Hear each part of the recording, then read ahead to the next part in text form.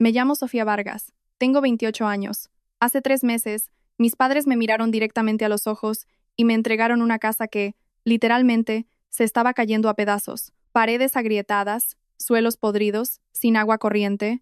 Mientras tanto, mi hermana gemela, Isabel, recibió un lujoso apartamento a estrenar en el corazón de la ciudad. No protesté. Tomé el llavero oxidado.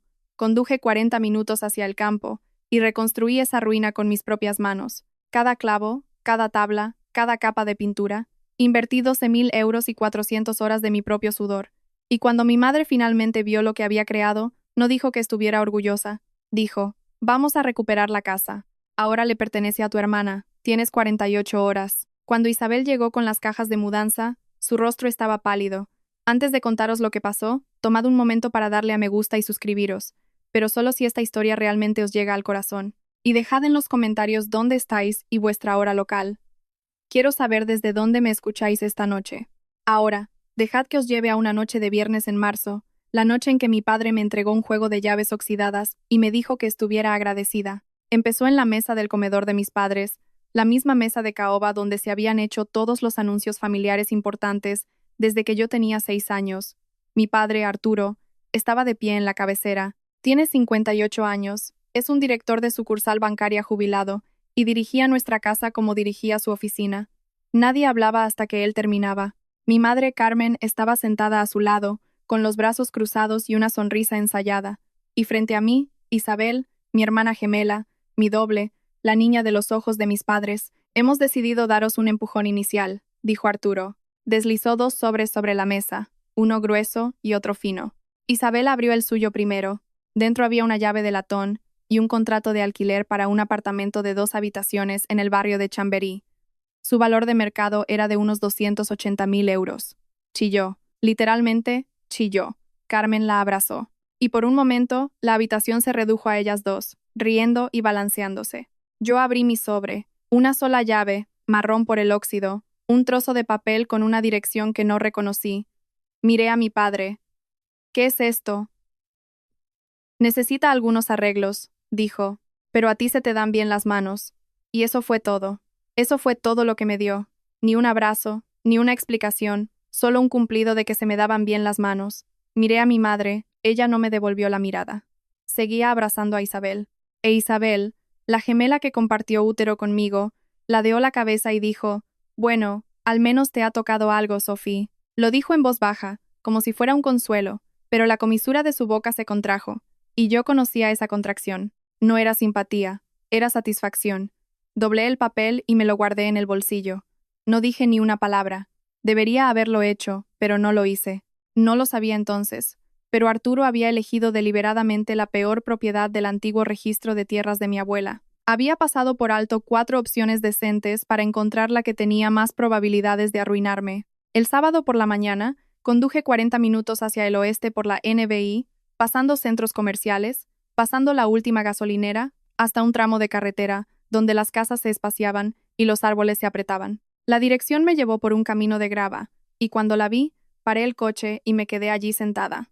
El lado izquierdo del tejado se hundía como un hombro dislocado. 2 ventanas del frente estaban rotas, tapadas con un plástico amarillento. Los escalones del porche estaban medio derrumbados. Las malas hierbas, a la altura de la cintura, ahogaban el jardín, y toda la estructura se inclinaba ligeramente hacia el este, como si estuviera cansada de mantenerse en pie. El olor me golpeó incluso antes de abrir la puerta. Humedad, podredumbre, animales. Dentro, cables pelados colgaban del techo, tuberías oxidadas, el suelo de la cocina tan combado que cedía bajo mis talones. Me senté en el porche, en el único escalón que aún aguantaba. Llamé a Mateo, Mateo Ruiz, 30 años, abogado inmobiliario y la única persona que nunca me había mentido. Nos conocimos en el primer año de universidad.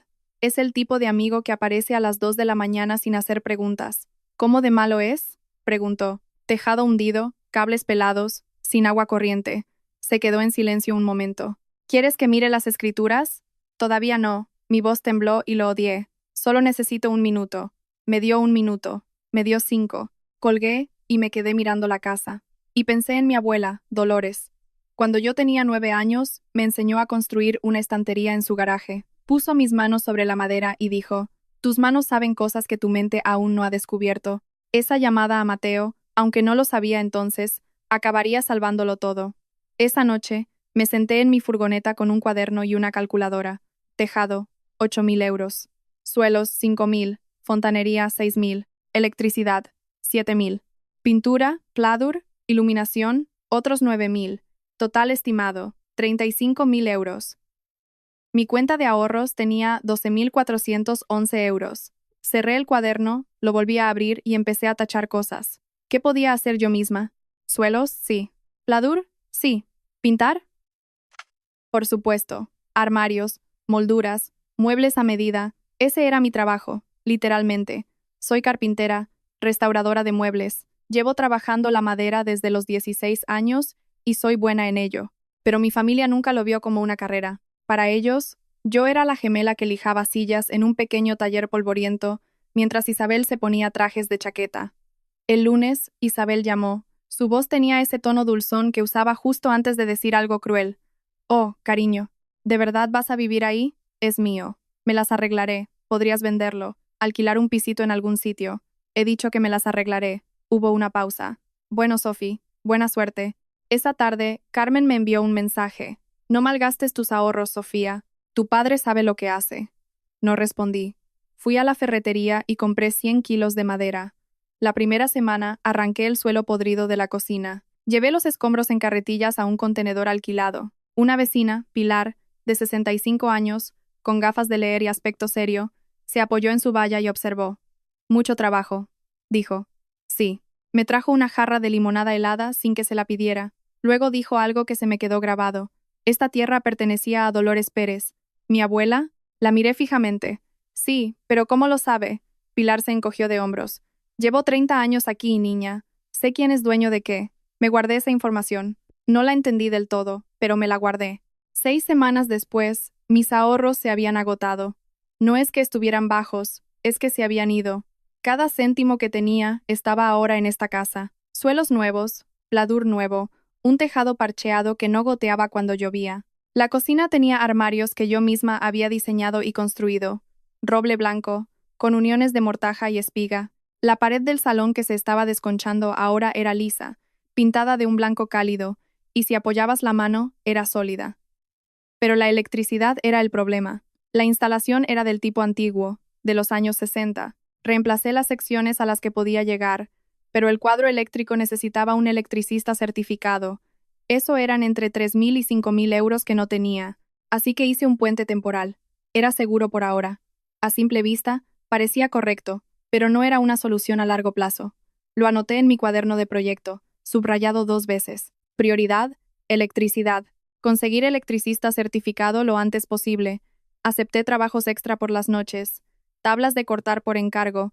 Una mesa de comedor de madera reciclada para una pareja del pueblo de al lado. 60 euros por aquí, 90 por allá.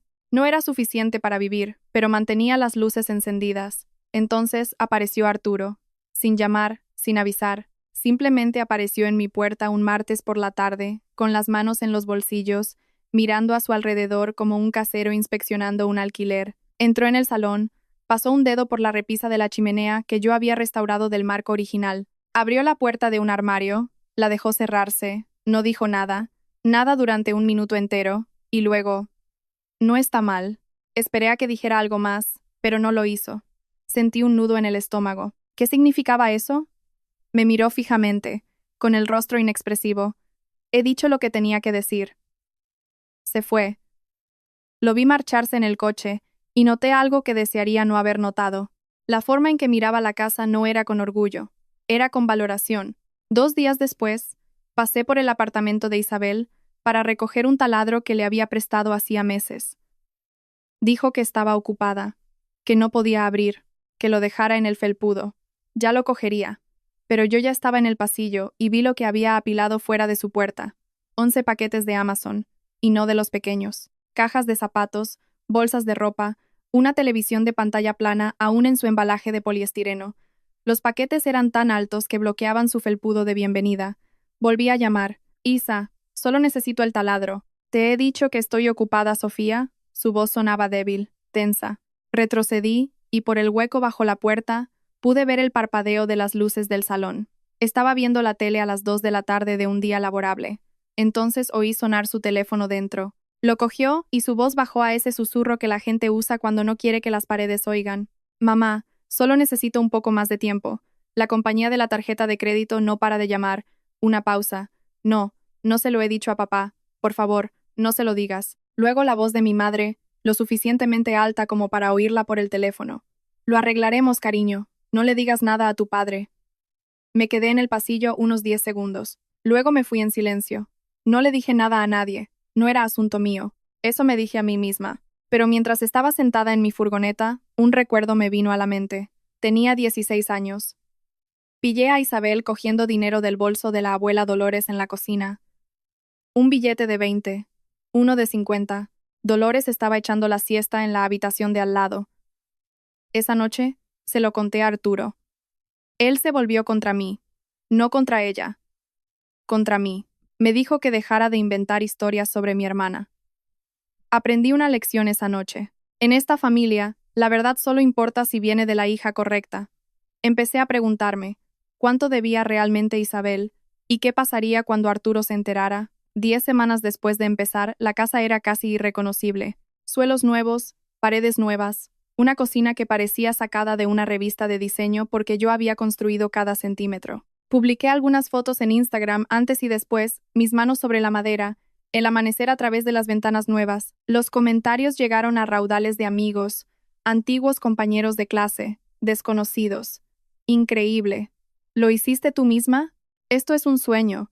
Sentí que era la primera vez que recibía elogios de alguien que no fuera Mateo. Luego, el jueves por la noche, sin avisar, el coche de Arturo estaba en mi entrada. Carmen iba en el asiento del copiloto. Entraron por la puerta principal como si todavía fueran los dueños. Carmen recorrió las habitaciones, tocó las paredes, abrió los armarios de la cocina, pasó la palma de la mano por la encimera que yo misma había lijado y sellado. No dijo nada, solo observaba. Arturo se sentó en medio del salón. Tu madre y yo hemos estado hablando. Se me encogió el pecho. ¿Sobre qué? Isabel necesita esta casa. La habitación pareció inclinarse. Perdón. Carmen entró desde el pasillo. Su apartamento. Ha habido algunos problemas. Ya no puede vivir allí. Miré a mi padre. ¿Qué problemas? Arturo ignoró la pregunta. Las escrituras siguen a mi nombre, Sofía. La casa es mía. Tienes 48 horas para desalojar. Me temblaban las manos. Las apreté contra la encimera. Mi encimera. Yo reconstruí esta casa. Cada pared, cada suelo, lo hice yo. En mi propiedad, dijo Arturo. Mi decisión. Carmen se acercó más, su voz suave, ensayada. Te lo compensaremos, cariño. Es lo mejor para la familia. Los miré fijamente a los dos. Mi madre no me sostenía la mirada. Mi padre ya había tomado una decisión. No lloré, no grité, solo dije 5 palabras. Tengo que hacer una llamada. A las 11 de la noche, estaba sentada en el suelo de la cocina que había instalado hacía 6 semanas, de espaldas a los armarios que había construido, llamando a la única persona que nunca me había hecho sentir pequeña. Mateo contestó al primer tono. ¿Qué ha pasado? Se lo conté todo. La visita de Arturo, las 48 horas. Isabel necesita esta casa, mi propiedad, mi decisión. Mateo guardó silencio durante 3 segundos exactos. Cuando habló, su voz era plana y precisa, la voz de un abogado. ¿Están las escrituras a su nombre? Eso dice él. Nunca me las enseñó. ¿Recibiste alguna vez una copia, una escritura de traspaso, algo ante notario? No. Dijo que se encargaría. Ese es el primer problema. Una pausa. Segundo problema. ¿Quién es el dueño real de la propiedad? Algo hizo clic en mi cabeza. La voz de Pilar. Esta tierra pertenecía a Dolores Pérez, mi abuela, la madre de mi padre. Mateo, mi vecina me dijo que esta tierra pertenecía a mi abuela. ¿Pertenecía o pertenece? No lo sé. Dame 24 horas, dijo. No firmes nada, no muevas nada, no contestes a tu padre. ¿Puedes hacer eso? No pensaba hacerlo. Bien. ¿Y Sofía? Sí. He estado esperando a que me dejaras ayudarte. Su voz se quebró un poco en la palabra esperando, y me di cuenta de que me había estado viendo lidiar con esto sola durante 10 semanas. Me preguntó por las escrituras el primer día. Yo había esquivado su pregunta. Me dije a mí misma que no necesitaba un abogado. Me dije que mi familia lo arreglaría. Estaba equivocada. Colgué. A las 12:30 de la madrugada, mi teléfono vibró. Arturo. El tiempo corre, Sofía. No hagas esto más difícil de lo necesario. Leí los mensajes. No respondí. Por primera vez en 28 años, Elegí no facilitarle las cosas. A las 9 de la mañana siguiente, tenía 17 mensajes sin leer. Carmen, por favor, no le hagas esto a nuestra familia. Deja que Isabel tenga la casa. Te lo compensaremos de alguna manera. Isabel, Sophie, de verdad lo necesito. Estoy en un aprieto. Por favor. Mi tía Clara, la hermana de mi madre. Tu madre está llorando. ¿Cómo puedes ser tan egoísta, Sofía? Una prima con la que no había hablado en 2 años. La familia es lo primero. No seas esa persona. Habían activado el árbol telefónico, toda la red movilizada en 12 horas. Y el mensaje era consistente. Sofía es el problema. Arturo llamó a las 10 en punto. Su voz era fría, tranquila, la voz de un hombre que nunca había perdido una discusión en su propia casa. Si luchas contra esto, no solo perderás una casa, perderás a tu familia. Sostuve el teléfono lejos de mi oreja y me quedé mirando la pantalla. Luego lo puse boca abajo sobre mi banco de trabajo y cogí un formón. Estaba en mi taller, el pequeño espacio que alquilaba detrás de la ferretería en la calle Mayor. Olía a serrín y aceite de linaza, los 2 mejores olores del mundo. Pasé el pulgar por el filo del formón que mi abuela Dolores me había regalado cuando cumplí 18 años. Y os estoy hablando a vosotros porque necesito que alguien escuche esto. Toda mi vida me enseñaron que la familia lo es todo, que te sacrificas, que cedes, que haces sitio. Pero nadie me enseñó que la familia también puede ser la gente que usa el amor como un arma, los que disfrazan el control de sacrificio, los que te dan un montón de chatarra y lo llaman regalo. Entonces apareció una notificación. Era en el chat familiar. La tía Clara, claramente intentando enviar un mensaje privado a Carmen, lo envió a todos. Carmen dice que Isabel debe más de 60,000 euros en tarjetas de crédito. Arturo todavía no lo sabe. ¿Qué hacemos? Hice una captura de pantalla y la guardé. Mateo llamó a las 4 de esa tarde. No hubo saludos. Sofía, esa propiedad nunca estuvo a nombre de Arturo. Dejé la lijadora. ¿Qué? Está en un fideicomiso. Un fideicomiso vital revocable creado en 2012. La fideicomitente y administradora es Dolores Pérez, tu abuela. Se me heló la sangre. Eso no es lo que Arturo me dijo que poseía. Arturo mintió, o lo asumió. De cualquier manera, el registro de la propiedad no tiene ninguna escritura de transferencia a Arturo Vargas. La tierra y cualquier estructura sobre ella pertenece al fideicomiso y al único beneficiario nombrado. Hizo una pausa. ¿Eres tú? Me senté en el suelo del taller. Yo. Tú. No había hablado con mi abuela en casi 2 años. No por elección. Arturo dijo que estaba confundida, que las llamadas la estresaban. Lo dijo tantas veces que dejé de cuestionarlo. Dejé de llamar. Marqué su número con manos temblorosas. Sonó 4 veces. Diga. Su voz era más fina de lo que recordaba, pero firme. Abuela, soy Sofía. Silencio. Un latido. 2. Estaba esperando esta llamada, cariño. No podía respirar. Le conté lo que Arturo había hecho. La casa, las reparaciones, las 48 horas. Todo salió de mí como una riada. Escuchó sin interrumpir. Cuando terminé, dijo, creé ese fideicomiso para ti. No para tu padre, no para Isabel, para ti. El año que cumpliste 18, porque vi cómo te trataban, cariño. Lo vi y planifiqué para ello. Estaba llorando. No intentaba ocultarlo. Soy vieja, Sofía, pero todavía no me he ido. Y esa tierra es tuya. Me sequé la cara. Abuela, gracias. Ni siquiera sé qué.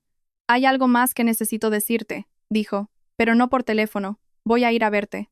Colgó antes de que pudiera protestar. A la noche siguiente, Mateo estaba sentado en la mesa de mi cocina, la que construí con pino reciclado, y extendió 3 montones de papeles.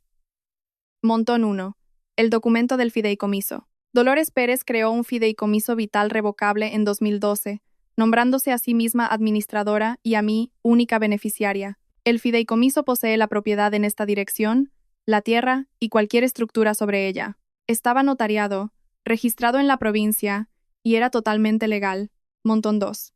Cada permiso de obra, cada factura de contratista, cada recibo de material de las últimas 10 semanas, todo a mi nombre. Cuando solicité los permisos al ayuntamiento, firmé como Sofía Vargas, residente y beneficiaria del fideicomiso. El ayuntamiento lo aprobó. No Arturo, yo. Montón 3. La captura de pantalla del mensaje equivocado de la tía Clara. Isabel debe más de 60,000 euros en tarjetas de crédito. Arturo todavía no lo sabe. Mateo señaló el documento del fideicomiso. Tu padre no tiene ninguna base legal. No puede transferir lo que no posee. No puede echarte de tu propia propiedad. Así que las 48 horas eran un farol cruel, pero un farol al fin y al cabo. Solté el Fue la primera respiración completa que había hecho en 2 días. Entonces, ¿qué hacemos? Mateo se reclinó. Nada todavía. Esperamos a que hagan un movimiento público. Y luego respondemos. ¿Por qué público? Porque tu padre construyó esta mentira delante de la familia. Les dijo a todos que era su casa, su tierra, su decisión. Esa mentira necesita derrumbarse delante de esa misma gente. Miré los papeles, los fideicomisos, los permisos, los recibos. Durante 10 semanas construí esta casa pensando que no tenía poder. Pero todo el tiempo, el poder había estado aquí. Simplemente no lo sabía. Mateo se detuvo en la puerta. Se giró. Una cosa. Esa instalación eléctrica temporal que mencionaste. Arréglala o documentala. Todo en esta casa tiene que estar impecable. Asentí. Lo anoté en mi cuaderno, pero no llamé al electricista. No hubo tiempo porque lo que la tía Clara dijo a continuación lo cambió todo. El teléfono sonó a las 8 de la mañana siguiente. Era la tía Clara. Su voz era un susurro apresurado, el tipo de llamada que se hace desde un baño con el grifo abierto. Sofía, escúchame. Tu madre está planeando una fiesta de inauguración. Para mañana, en tu casa. Ha invitado a 20 personas. Me agarré al borde de la encimera. Una fiesta de inauguración para Isabel, en la casa que yo construí, les está diciendo a todos que tú estuviste de acuerdo, que le estás dando la casa a Isabel felizmente, que fue idea tuya. Un frío se instaló en mi pecho. No era ira. Todavía no. Algo más silencioso. Algo que se había estado acumulando durante 28 años. Clara, ¿por qué me dices esto? Dudó. Porque envié ese mensaje por accidente, y ahora tu madre no me habla. Y porque he visto a esta familia castigarte porque eres la más fácil de castigar. No está bien. Nunca lo ha estado. Colgué y llamé a Mateo. 2 palabras. Es mañana. Estaré allí, sin dudarlo. Y también tu abuela. Tiene 78 años, Mateo. Vive a 3 horas de aquí. Ya está en camino. Me ha llamado esta mañana. Mi abuela, 78 años, con una cadera mala, conduciendo un SEAT más viejo que yo, y ya estaba en camino. Esa noche, me senté en mi taller. Pasé un trozo de papel de lija fino sobre un trozo de nogal. El ritmo me calmó el corazón. ¿Sabéis esa sensación cuando toda vuestra familia construye una historia sobre vosotros? Una historia en la que sois los egoístas, los irracionales, los que lo arruinan todo, y luego invitan a un público para veros interpretar vuestro papel. Puse la alarma para las 6 de la mañana. Iba a entrar en mi casa, quizás por última vez, o quizás por primera vez. Llegué a las 9. La puerta principal, mi puerta, la que yo había decapado, lijado, yo, y pintado, estaba abierta con un tope que nunca había visto. El interior de mi casa era ahora diferente de una manera sutil. Carmen había estado aquí por la mañana, cojines nuevos en el sofá, un mantel que yo no había comprado, fuentes de comida apiladas en la encimera de la cocina que yo había instalado, globos rosas y dorados colgando del arco del salón con una pancarta de purpurina. Bienvenida a casa, Isabel. 20 personas se agolpaban en las habitaciones. Tías, tíos, primos, amigas del club de lectura de Carmen, 3 vecinos a los que solo había saludado con la mano, todos con platos de papel y vasos de plástico, charlando como si fuera lo más normal del mundo, como si fuera una celebración. Isabel estaba en medio del salón, con el pelo recién peinado, un vestido nuevo. Estaba radiante.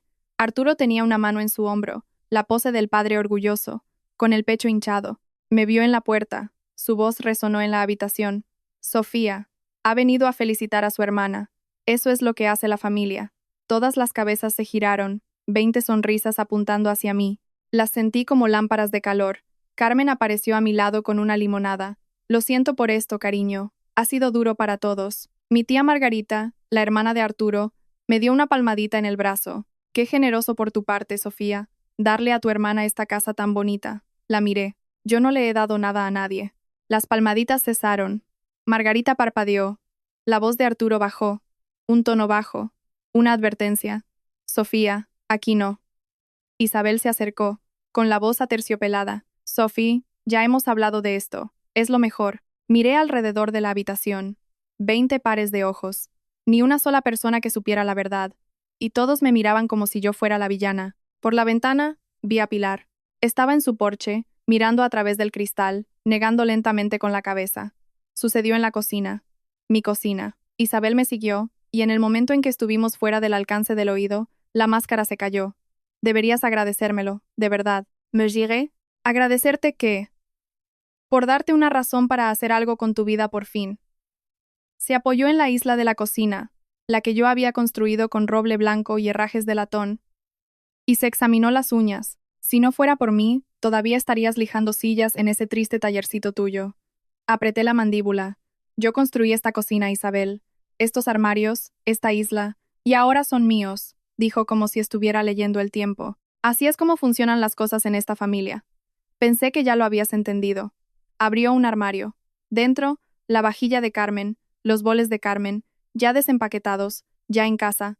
Isabel cogió un vaso, lo llenó del grifo que yo había conectado, bebió un sorbo y me miró por encima del borde. Papá dice que puedes llevarte tus herramientas cuando te vayas. No las necesitará. Se dirigió de nuevo al salón.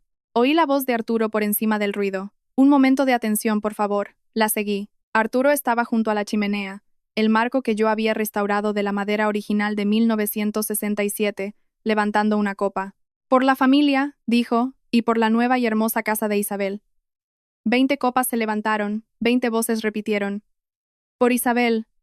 Me quedé al fondo de la habitación. Tenía los puños apretados a los costados. Me ardía la garganta, pero no dije nada. Aún no. Estaba escuchando algo. Un golpe en la puerta. Un coche que entraba en el camino de grava. En cualquier momento. Lo sé. Sé que algunos de vosotros estáis gritando a la pantalla ahora mismo. Creedme, yo también gritaba por dentro. Pero aquí está la cosa. Si alguna vez has sido el que tu familia da por sentado, el que siempre se espera que ceda, déjalo en los comentarios. Y si quieres ver qué pasó cuando finalmente dejé de quedarme callada, asegúrate de suscribirte porque se acerca. Arturo estaba a mitad de una frase sobre el sacrificio, sobre lo que significa mantener a tus hijos. Hubo un golpe en la puerta, 3 golpes, firmes, claros y profesionales. Arturo frunció el ceño. Carmen miró hacia la puerta. Nadie se movió. Yo sí. Crucé la habitación y abrí la puerta. Mateo estaba en el porche.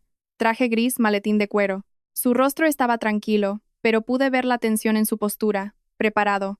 Me saludó con la cabeza una vez. Detrás de él, subiendo lentamente los escalones del porche, con la mano apoyada en un bastón de madera tallada, estaba mi abuela, Dolores Pérez, 78 años, con el pelo cano recogido en un moño y los ojos afilados como cuchillas.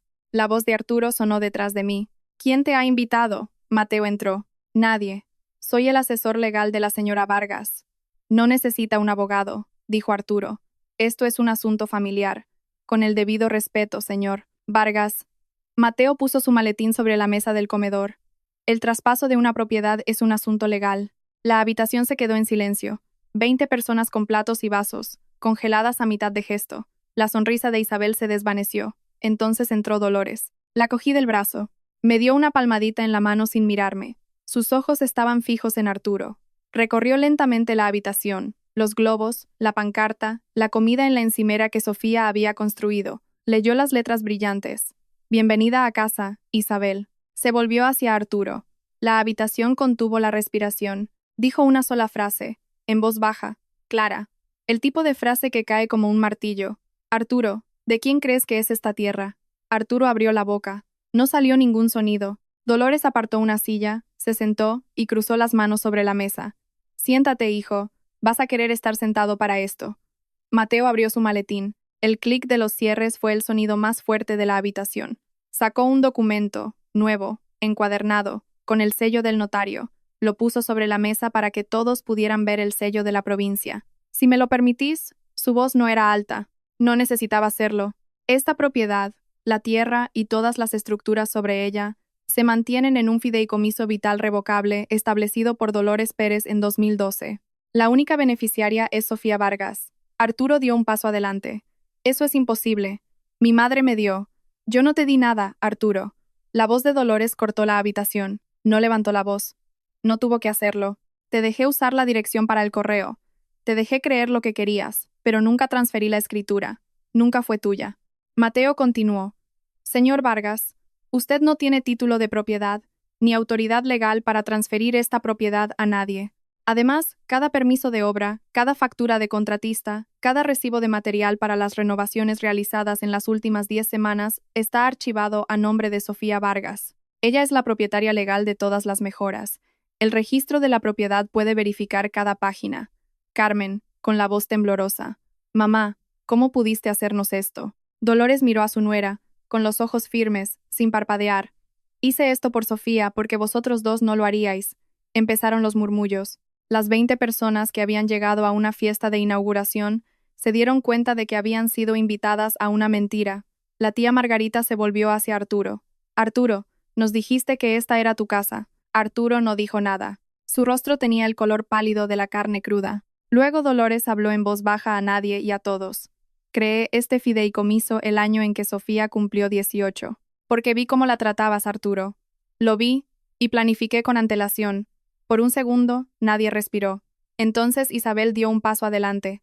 Le temblaban las manos. Su compostura perfecta, la que había llevado como una armadura toda su vida, se estaba resquebrajando. Esto no cambia nada, dijo su madre. Arturo, dijo bruscamente. Isabel, cállate. No. Su voz era aguda, desesperada. Necesito esta casa. No tengo otro sitio a donde ir. La habitación se congeló. Los susurros se detuvieron. Silencio.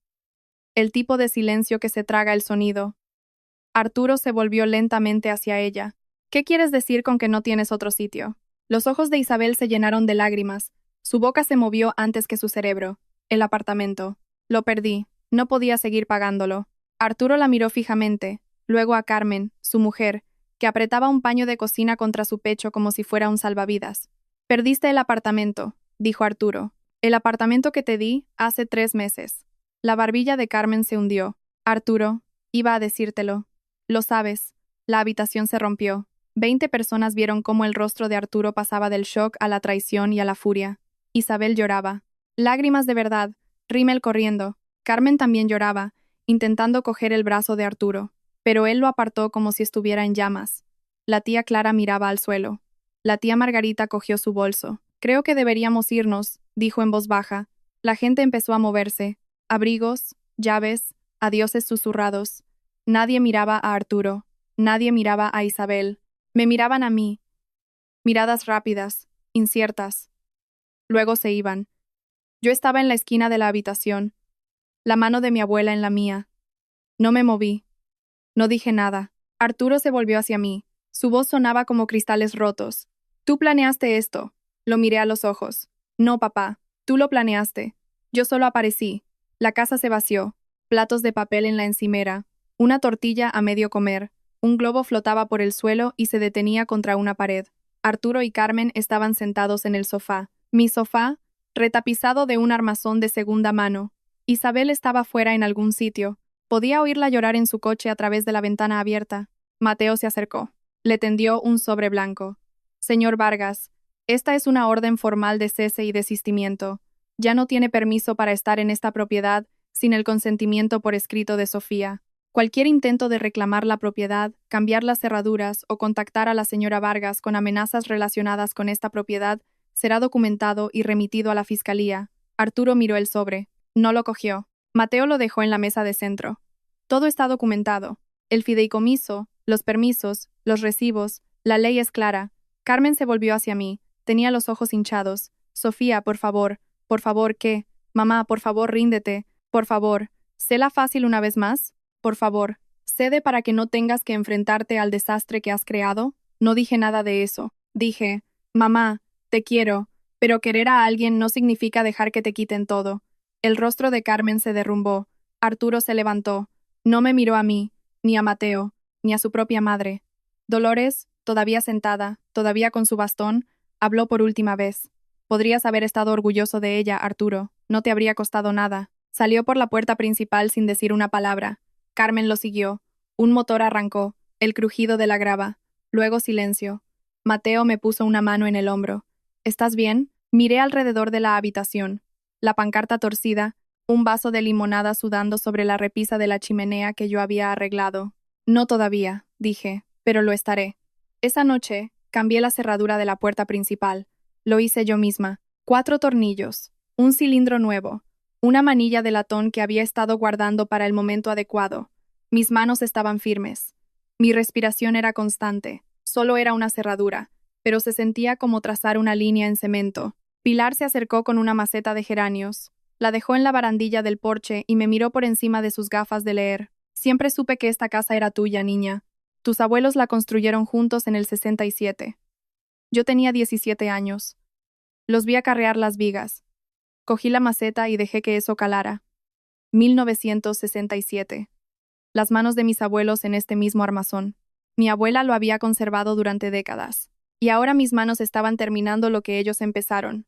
Quité la pancarta, reventé los globos, barrí el suelo, le di las sobras de comida en una bolsa a Pilar para ella y su vecino, y luego me senté en medio del salón, la habitación que había reconstruido desde los cimientos, en completo silencio. Era el primer silencio que no era miedo, sino simplemente calma. Mi teléfono vibró. Mateo, arregla la electricidad, Sofía. En serio, llamé a un electricista, concerté una cita para el jueves siguiente. Luego, mientras limpiaba las cosas de Carmen del armario del pasillo, encontré algo. Una carta. El sobre amarillento, sin sello, entregada a mano y escondida. La letra era de Dolores. Mi querida Sofía, tu abuelo y yo construimos esta casa en el 67, el verano que nos casamos. Siempre quise que fuera para alguien que la amara como nosotros. Siempre fue para ti. La carta tenía fecha de hacía 5 años. Arturo la había escondido. 5 años en los que las palabras de mi abuela estuvieron metidas detrás de los abrigos de otra persona. Apreté la carta contra mi pecho. Pensé que ese era el final, pero no lo era. Rápidamente, si alguna vez has tenido que trazar una línea con alguien a quien amas, alguien que se suponía que debía protegerte, deja un comentario. Leo cada uno de ellos. Y si esta historia resuena contigo, compártela con alguien que necesite oírla hoy. Ahora déjame contarte lo que pasó después, porque mi familia aún no había terminado. Las consecuencias no fueron ruidosas, fueron lentas. El tipo de daño que se extiende como el agua que encuentra una grieta. Una semana después de la fiesta de inauguración, la tía Margarita dejó de contestar las llamadas de Arturo. Le dijo a la tía Clara que le avergonzaba compartir apellido con él. Mi prima Catalina, la hija de Margarita, de mi misma edad, la que siempre se sentaba a mi lado en la comida de Navidad, me llamó un martes por la noche. Siempre sentí que algo no estaba bien, dijo. Simplemente no sabía qué era. Nadie preguntaba. Lo sé. Siento que nadie te defendiera antes. El puesto de consejero honorario de Arturo en la parroquia de Nuestra Señora del Pilar, un título que había ostentado durante 6 años, construido enteramente sobre la imagen de un hombre de familia devoto, desapareció silenciosamente. El párroco no lo despidió. Simplemente dejó de llamar. El nombre de Arturo fue eliminado del boletín semanal. Sin anuncio, solo una ausencia. Carmen también dejó de usar Facebook. No más fotos familiares. No más publicaciones de bendecida con mis hijas. Por primera vez en una década, su foto de perfil era una puesta de sol en lugar del retrato familiar. Isabel recibió su primera llamada de una agencia de cobros, luego una segunda. Sin la intervención de Arturo y Carmen, la deuda de 62.000 euros en tarjetas de crédito ahora era suya, toda suya. Una mañana, Pilar me dijo por encima de la valla: tu padre vino el martes pasado, se quedó fuera unos 10 minutos, solo mirando, luego se fue. No sabía qué hacer con eso, así que lo guardé como guardo todo lo que no estoy lista para sentir. Entonces llegó un correo electrónico a mi bandeja de entrada de una periodista de la revista Casa y Campo. Había encontrado las fotos de mi renovación en Instagram. Quería hacer un reportaje sobre la casa. Quería saber quién había hecho el trabajo que mi padre decía que no era una carrera. Arturo llamó un jueves por la tarde. Estaba en el taller, cortando las juntas para una estantería de un cliente. Su nombre apareció en la pantalla y mis manos se detuvieron. Contesté. Tenemos que hablar, dijo. Su voz estaba cansada, no suave. Arturo no era suave, pero sí áspera, como una herramienta usada sin mantenimiento. Escuché. Tu abuela no está bien de la cabeza. Es mayor. No sabía lo que estaba haciendo con ese fideicomiso. Cerré los ojos. Deberíamos impugnarlo, continuó. La familia debería tener voz. Contrataré a un abogado. Podrías, papá. Hizo una pausa. Ella creó ese fideicomiso con su propio abogado. Está notariado, registrado, y ha estado en vigor durante más de una década. Dolores es perfectamente competente, y tú lo sabes. Silencio. Podía oír su respiración. Soy tu padre, Sofía. Esa tierra debería haber sido mía. Nunca fue tuya, papá. Dejé el formón. Y yo tampoco. La línea se quedó en silencio durante mucho tiempo. Comprobé si había colgado. No lo había hecho. Finalmente dijo: te estás equivocando. La misma voz que usó cuando le dije que iba a ser carpintera en lugar de trabajar en un banco. El mismo tono plano y desinteresado. No, mantuve mi voz tranquila. Me equivoqué cada vez que creí que me tratarías justamente. Eso se acabó. Terminé la llamada. Mi pulgar temblaba sobre la pantalla. Me gustaría deciros que fue un momento de poder. No lo fue. Fue como sacar una astilla de una herida que ha estado infectada durante años. Necesario, doloroso y muy tardío. Poner límites con la gente que amas nunca es el momento triunfal que la gente cree que es. Es tranquilo, solitario, y a veces la cosa más valiente que puedes decir es simplemente basta. 2 semanas después, un sábado por la mañana, estaba en el porche masillando un marco de ventana cuando oí un coche entrar por el camino de grava. El motor se apagó, una puerta se abrió y no se cerró durante mucho tiempo. Isabel subió por el sendero, sin maquillaje, con el pelo recogido. Llevaba una sudadera que no reconocí, gris, demasiado grande para ella, del tipo que nunca se pondría. Tenía los ojos hinchados. Parecía 10 años mayor que en la fiesta de inauguración. Se detuvo al pie de los escalones. Mis escalones, los que yo reconstruí. No he venido a por la casa. Dejé la espátula. Entonces, ¿por qué? No sé cómo arreglar mi vida, Sophie. Su voz era cruda, sin actuación, sin dulzura falsa, solo una mujer hundiéndose. Debo 62,000 euros. No he dormido en una semana. Los cobradores llaman todas las mañanas a las 7 en punto. Miré a mi hermana gemela y, por primera vez, no vi a la niña de oro. No vi a la que siempre obtuvo la porción más grande, el abrazo más cálido, el aplauso más fuerte. Vi a alguien a quien se le dio todo y no se le enseñó nada. Alguien que nunca aprendió a construir porque nunca tuvo que hacerlo. No puedo arreglar eso por ti, dije. Y sé que no lo harás, pero puedo darte el número de un asesor financiero que Mateo conoce. El resto depende de ti. Asintió. Se secó la cara y se dio la vuelta para irse. En el último escalón, se detuvo, metió la mano en el bolsillo, sacó una pequeña caja de cartón y la dejó en la barandilla. Lo siento, dijo, por lo de la cocina, por todo. La miré. Lo sé. No dije que la perdonaba porque no lo estaba. Y no le debo a nadie el perdón en un plazo que no sea el mío. Después de que su coche desapareciera por el camino de grava, abrí la caja. Dentro, 2 finas pulseras de plata. Nuestra abuela nos las dio cuando teníamos 8 años, una a cada una. Isabel se había quedado con las 2 durante 15 años. Un mes después, una fotógrafa estaba en mi salón con una cámara reflex digital y un reflector, y pensé, esto es lo más extraño que me ha pasado. La periodista de Casa y Campo se llamaba Dana. Tenía unos 40 años, era muy profesional, con una grabadora y un cuaderno lleno de preguntas. Recorrió cada habitación, tocando las molduras, agachándose para examinar las uniones de los armarios de la cocina, pasando la mano por el marco de la chimenea. ¿Quién hizo la carpintería? Preguntó. Yo. ¿Y los suelos? Yo. ¿Los armarios de la cocina? También yo. Levantó la vista de su cuaderno. ¿Quién te enseñó a construir? Sonreí. Mi abuela. El artículo salió 3 semanas después. Titular: De la ruina al refugio. La historia de una mujer que reconstruyó una casa de 1967 con sus propias manos. 4 páginas, 12 fotos. Usaron el antes y el después de la cocina como foto central. Pilar salió en una de ellas. Estaba apoyada en la valla entre nuestros jardines, sonriendo, sosteniendo una jarra de limonada como si brindara. En una semana, tenía 3 encargos de muebles a medida. Una mesa de comedor, un juego de estanterías y una cuna de fresno blanco. Mi taller finalmente tenía un nombre: Maderas Vargas. Colgué el cartel yo misma. Mateo llamó para felicitarme.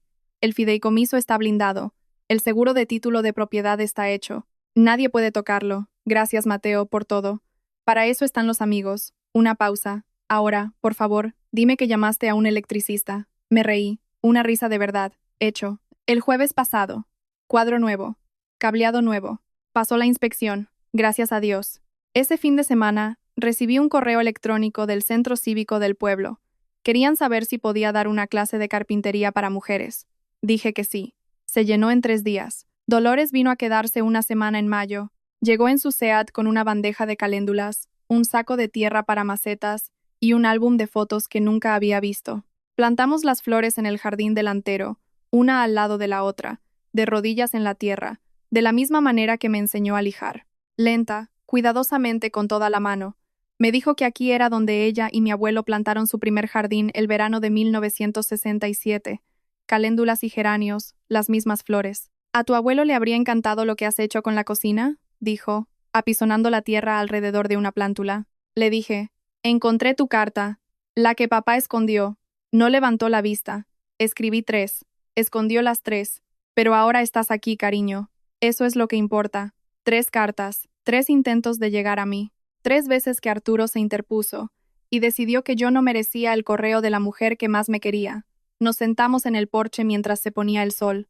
El porche que yo había reconstruido. Pilar trajo una jarra de limonada sin que se la pidiera. Se había convertido en un ritual. Los nuevos vecinos de enfrente, una joven pareja que se mudó el mes pasado, saludaron desde su entrada. Les devolví el saludo. Dolores extendió la mano y cogió la mía. Su piel era fina como el papel, pero su agarre era de hierro. La mejor venganza no es la venganza, dijo. Es la vida que construyes después. Miré el jardín, las caléndulas, la pintura fresca, la casa que había sido una ruina hacía 4 meses. No obtuve justicia de mi familia, pero la había construido para mí misma con hormigón, roble y verdad. Lo sé, abuela, apretó mi mano. Lo sé. Una semana después de que Dolores se fuera, me senté en mi escritorio, el que construí con cerezo reciclado, el primer mueble que vendí, y escribí un correo electrónico. Mamá, papá, os quiero. Eso no ha cambiado, pero no voy a aceptar que me traten como menos. No seré la hija de la que se toma para dar a la otra. No me haré más pequeña para que otra persona pueda llenar el espacio. Si queréis una relación conmigo, empieza con respeto, no con control, no con obligación, no con culpa. No estoy cerrando la puerta, pero estoy eligiendo quién entra por ella. Sofía. Le di a enviar. No recibí respuesta, ni ese día, ni esa semana, y por primera vez, estaba bien con el silencio porque era mi silencio. Lo elegí, no me fue impuesto. Un viernes por la noche, me senté en mi salón. La casa estaba en calma. A través de la ventana, podía ver la luz del porche de Pilar, las caléndulas en el jardín, el camino que llevaba al pueblo, donde 3 clientes esperaban sus muebles, que yo había diseñado. En mi escritorio, en el cajón superior, había 2 pulseras de plata, las que Isabel había devuelto. No las llevo puestas, pero no las he tirado. Quizás algún día signifiquen algo diferente, pero no hoy. Miré alrededor de esta habitación. Cada superficie cuenta una historia. Los suelos son un recuerdo en mis rodillas. Las paredes son un dolor en mis brazos. Los armarios son un diseño de mi abuela. Esta no es la casa que mis padres me dieron. Esa casa era una ruina, un castigo, un mensaje que decía, no vales esto. Esta casa es la que yo construí, y soy yo la que decide lo que significa. No sé qué pasará con mi familia, pero sé qué pasará conmigo, porque por primera vez en 28 años, es mi decisión. ¿Sabéis? Cuando empecé esta historia, pensé que el punto era la casa, la renovación, el testamento, el momento en que el rostro de Arturo se quedó en blanco delante de 20 personas. Y sí, eso importaba, todo importaba. Pero ahora, sentada en el porche que mis abuelos construyeron y yo restauré, me doy cuenta de que la casa nunca fue realmente lo más importante. Lo importante fue el momento en que dejé de esperar a que mi familia viera mi valor y empecé a construirlo yo misma. Pasé 28 años siendo la fácil, la que cedía, la que aguantaba, y me dije a mí misma que eso era amor, que mantener la paz era lo mismo que tener paz. No lo es. Es solo silencio con un nombre más bonito. No voy a deciros qué hacer con vuestra familia. No conozco vuestra historia. No sé quiénes son vuestros Arturos o vuestras Isabeles, o las formas particulares en que han aprendido a haceros sentir pequeños. Pero os diré 3 cosas que desearía que alguien me hubiera dicho hace mucho tiempo. Los límites no son un castigo. No son muros que levantas para herir a la gente. Son puertas. Y tú decides quién puede entrar. Tus manos saben cosas que tu mente aún no ha descubierto. Mi abuela me dijo eso cuando tenía 9 años, y ahora entiendo lo que quería decir. A veces tienes que empezar a construir antes de creer que puedes. Y la última, la más difícil. No le debes a nadie una versión de ti mismo que haga su vida más cómoda a costa de la tuya. Eso es todo. Esa es la lección que me enseñó la ruina. Ahora tengo curiosidad. Si tuvierais que elegir un momento de esta historia que más os impactó, ¿cuál sería? ¿La fiesta de inauguración? ¿La revelación del fideicomiso? ¿O Isabel en el porche con la pequeña caja? Dejad vuestra respuesta en los comentarios. Los leo todos, y sinceramente, vuestras historias son más valientes que la mía. Si queréis ver otro vídeo como este, hay uno en la descripción que creo que os gustará. Suscribíos si esto significó algo para vosotros, y nos vemos la próxima vez.